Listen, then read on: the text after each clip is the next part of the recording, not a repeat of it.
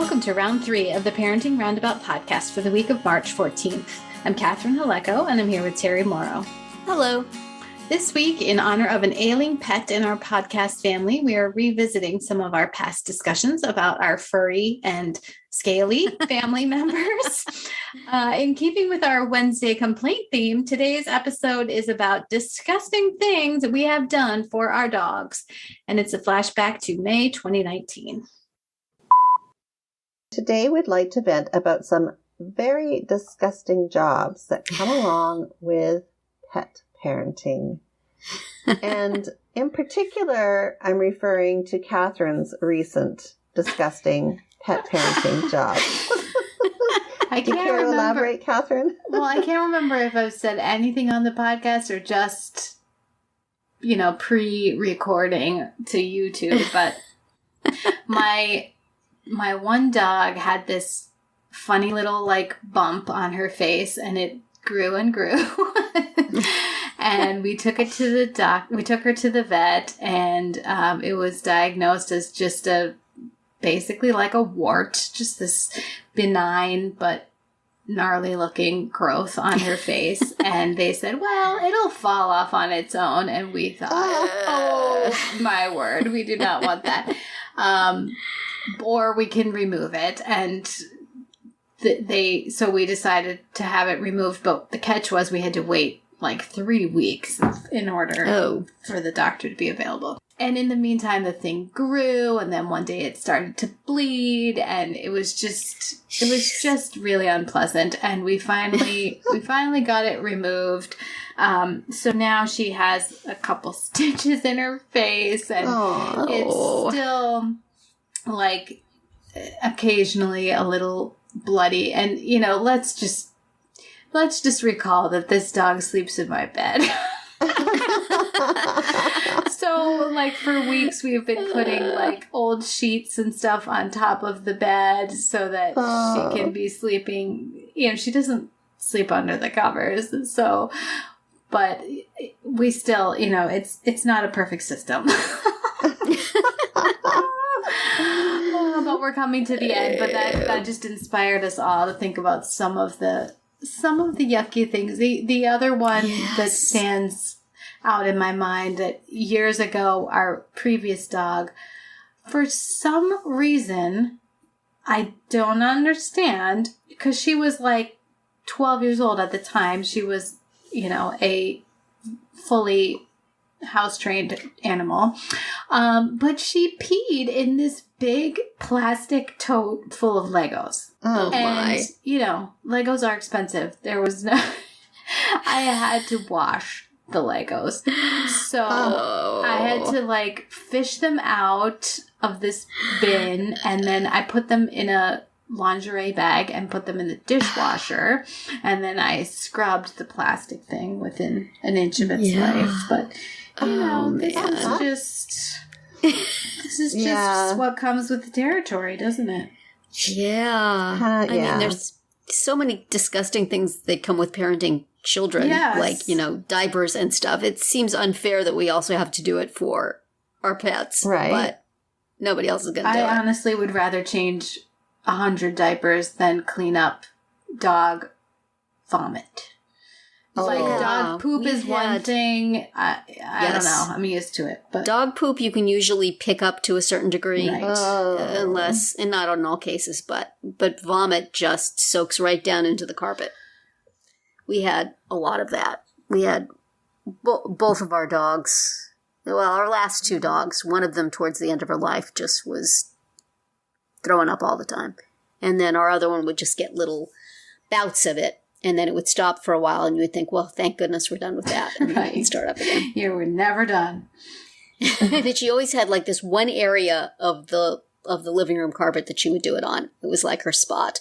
And sometimes she would, since we're being disgusting here, sometimes she would do the arc of vomit, where I don't know if she just walked in a circle while she was throwing up, or if she flung it, but she would come into this, it's like the landing on the top of the stairs coming into our house. There would be this long arc, and you just sigh. Get the paper Right, towels, here get we the go. carpet cleaner. Where is my barf cleaning robot when I need it? Yeah, exactly. Yes, that's what we need. Forget everything else. Yeah. A dog barf cleaning robot would be worth its weight in gold because it's such a disgusting. And nobody else can do the job of cleaning it up quite right either. No. Possibly deliberately. So. Well, our dog used to throw up bile, which is like yellow, and then it's super hard to get out of the carpet.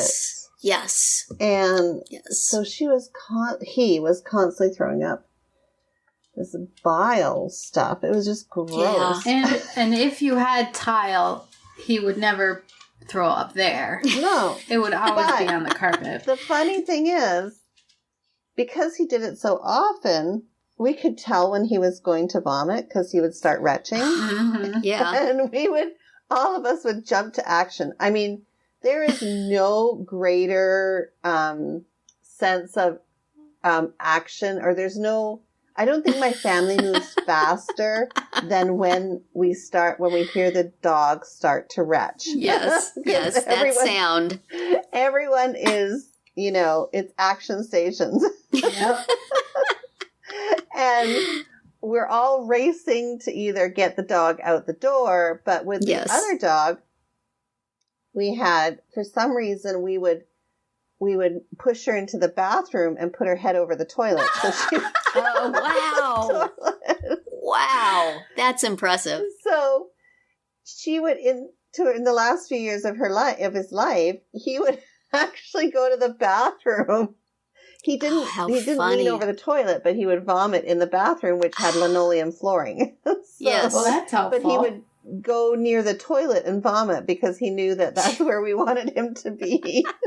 What a smart guy. I know. Yeah. He was a good dog. There was a period with our last dog where we just threw in the towel literally and lined the entire area she always threw up in with beach towels. Mm-hmm. Yeah. So we lived like that for like at least a month of we just always had the towels down. And if she threw up, we would wash the towel and then we would put it back down. I'm like, whose house is this? Well, that's how I feel about my bed right now. Yeah. Yeah. Hey. I know. Yes. Yeah. And then my dog, this new one, and I think I've talked about this before, but she had this super disgusting growth on her leg so we got her when she was 5 years old. And so she was kind of a rescue dog, but not really. She was just washed up. She used to be a show dog. But we picked her up from this kennel out in the desert down near San Diego. Mm-hmm. So anyway, a couple of years after we got her, we started to notice this growth on her leg. And it was kind of like red and oozing, and it was just kind of nasty. It was growing and it wasn't going away. And my son's like, "You really need to get that checked out, Mom." And I'm trying to hold out, right? Because I know that it's going to be, whatever it is, it's going to be $1 million. And so finally I'm like, okay, fine. Because he had been bugging me. Finally, I take her into the vet to have this like red, oozy, growing thing on her leg checked out. And it turned out to be skin cancer. Oh my goodness. Yes. And I'm thinking it's because of, she's a short, fine-haired dog, and she grew up in the desert with a sun. She got sunburned. And it was skin cancer. Wow. So anyway, we got it lopped out, and now it's growing back again, so I'm going to do something Oh, dear. that. So. Yeah.